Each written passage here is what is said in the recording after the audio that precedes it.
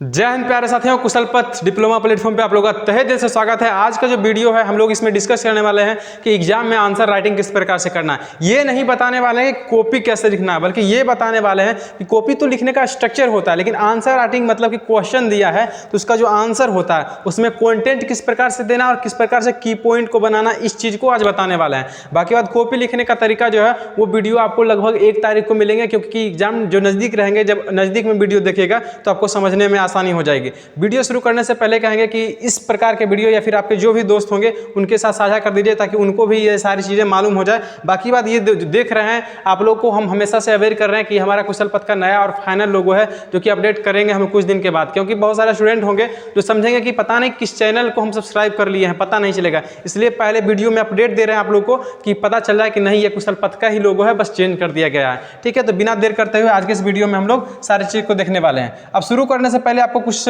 चीज़ों से यहाँ पे रूबरू करवाना चाहेंगे। सबसे पहले देखिए, लोगों का यही हमारा स्ट्रक्चर रहेगा, सेम इसी प्रकार से लगाया जाएगा। उसके बाद आप सोशल मीडिया में जितने भी, चाहे इंस्टाग्राम हो, फेसबुक हो, एक्स हो, लिंक्डइन हो या फिर कोई भी सोशल मीडिया हो, वहाँ पे आप कुशल पथ को जरूर फॉलो करें। कुशल पथ सर्च कीजिएगा तो हमारा प्लेटफॉर्म आपको दिख जाएगा रिजल्ट में, वहाँ पे आप फॉलो कर सकते हैं। वहाँ पे आपको जानकारियाँ एवं अपडेट जो होती हैं पोस्ट या रील के माध्यम से या शॉर्ट के माध्यम से दे दी जाएगी। ठीक है, अब उसके बाद करते हैं, सबसे बड़ी है हमारे कुशल पथ डिप्लोमा जो है, व्हाट्सएप पे एक ग्रुप बना दिया गया है। बहुत सारे स्टूडेंट का रिक्वेस्ट भी आया था, बहुत सारे स्टूडेंट बोल रहे थे कि सर आपका कोई ग्रुप नहीं चलता है क्या, हम लोग को ऐसा न कर दीजिए ना कि कोई ग्रुप रहे जिसमें सारी चीज़ें आप, चाहे नोट्स का हो या फिर गेस्ट क्वेश्चन हो या कोई भी PDF डाले, वीडियो डाले, उसी में डालिए, एक बार में ही सब लोग देख लेंगे, अपडेट मिल जाएगा। तो इस चीज़ को देखते हुए मैंने ग्रुप बना दिया है। बाकी बात, ग्रुप ज्वाइन करना चाहते हैं तो ग्रुप का जो लिंक है वो डिस्क्रिप्शन में दे दिया गया, वहां से आप विजिट करके डायरेक्टली ज्वाइन कर सकते हैं। बाकी बात, इस ग्रुप में अपने साथियों को भी ज्वाइन करवाइए जो डिप्लोमा में पढ़ाई कर रहे हैं। ठीक है, यहाँ पे आप कोई दिक्कतें होती है तो यहाँ पे कांटेक्ट इस नंबर से कर सकते हैं, कोई भी डाउट हो इस परिप्रेक्ष्य में।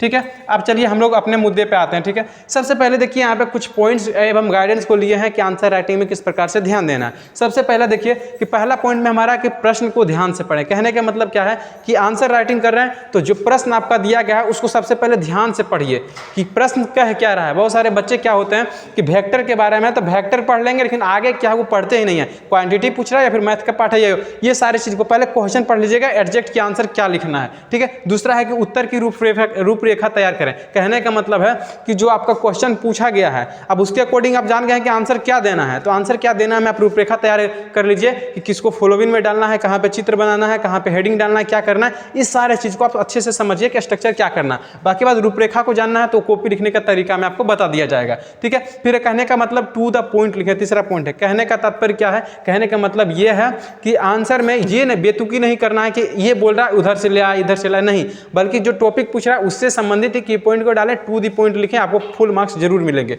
अब अगला हमारा है उत्तर को साफ सुथरा लिखें। कहने का मतलब है कि कॉपी में ये मत कीजिए कि लगातार लाइन को सटा सटा कर लिख दें या फिर ज़्यादा दूर भी ना लिखें। इस प्रकार से लिखें कि आप पढ़ने वाले को अच्छे से समझ आ जाए और वहाँ पे आंसर राइटिंग स्ट्रक्चर अच्छे से हमारा कॉपी का दिख जाए। अगला हमारा संकेत दे। कहने का मतलब क्या है, संकेत दें। आप कोई भी चीज़ अगर बता रहे हैं तो ब्रैकेट में, मान लीजिए कोई फॉर्मूला लिखा है तो ब्रैकेट में ले लीजिए इस फॉर्मूला को क्या कहते हैं, उसका नाम क्या है, कौन वैज्ञानिक दिए हैं, या फिर उससे संबंधित कोई की पॉइंट एवं वर्ड होंगे या संकेत होंगे कि इस चीज़ से डिनोट करते हैं या फिर कुछ भी, तो वो चीज़ आप जरूर दें। ठीक है, आपका सोर्स क्या है ना, उसको जरूर दीजिएगा। और हमारा आगे का हमारा निष्कर्ष। कहने का मतलब है सारा प्रश्न जब आप आंसर राइटिंग कर देते हैं, पूरा आंसर राइटिंग कर दिए, उसके बाद एक निष्कर्ष निकालिए कि मतलब पूरा आंसर करने के बाद क्या है, समरी कहते हैं ना, समरी 3-4 लाइन में लिख दीजिए कि मैंने ये किया, उसके बाद ये पॉइंट था ये, उसके बाद कर दीजिए, ताकि एक बार में समरी कोई पढ़ ले ना तो समझ आ जाए। समरी को थोड़ा सा, निष्कर्ष को थोड़ा सा ज़्यादा हाईलाइटेड रखिएगा ताकि थोड़ा सा नज़र उस पर ज़्यादा जाए। ठीक है, ये कैसे करना है ये आपको कॉपी लिखने का तरीका में बता दिया जाएगा। सातवां है व्याकरण और वर्तनी का ध्यान रखें। कहने का मतलब है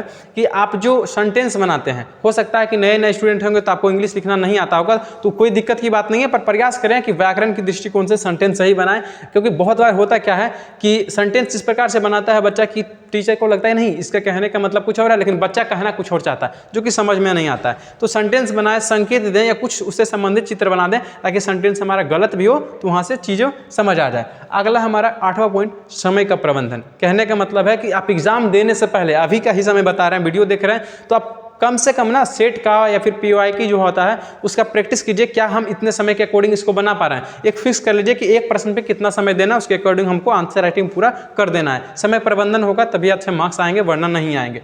ठीक है, अगला है उदाहरण अवश्य दें। कोई भी टॉपिक हो, कोई भी संबंधित वीडियो हो या फिर कोई भी आप सॉल्यूशन बना रहे हो, ठीक हो, तो उसका उदाहरण जरूर दीजिए। जैसे हम वीडियो बता रहे हैं तो इसमें आपको उदाहरण दे दे के समझा रहे हैं कि ये ऐसे होता है, यहाँ पे ऐसे करना है, तो एग्जाम्पल जरूर दे, कुछ भी दे, चाहे फिगर बना के दे या उससे संबंधित कोई भी रियल लाइफ का कोई एग्जाम्पल हो वो जरूर दें। अगला है कि कॉपी लिखने का तरीका को सही रखें।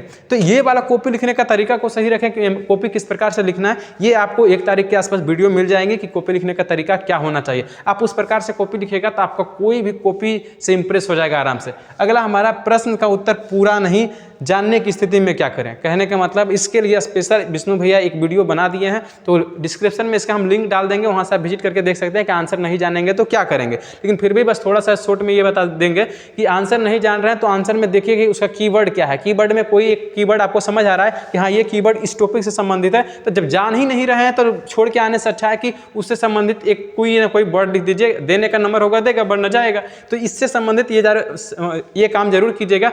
बाकी बात डिटेल में जानने के लिए डिस्क्रिप्शन में विष्णु भैया का लिंक दिया गया है, वहां से उनका वीडियो देख सकते हैं, वो सारी डिटेल में चीजें समझा दी गई है। बाकी बात यही शॉर्ट में था कि कॉपी लिखने का तरीका, आंसर लिखने का तरीका हमारा ये होना चाहिए।